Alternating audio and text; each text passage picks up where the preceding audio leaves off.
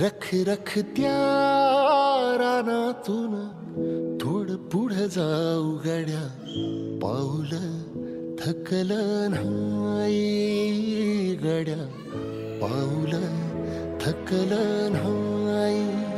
सुकलेल्या भाकरीला पानसंग खाऊ गड्या, पाऊल थकलं नाही गड्या, पाऊल थकलं नाही.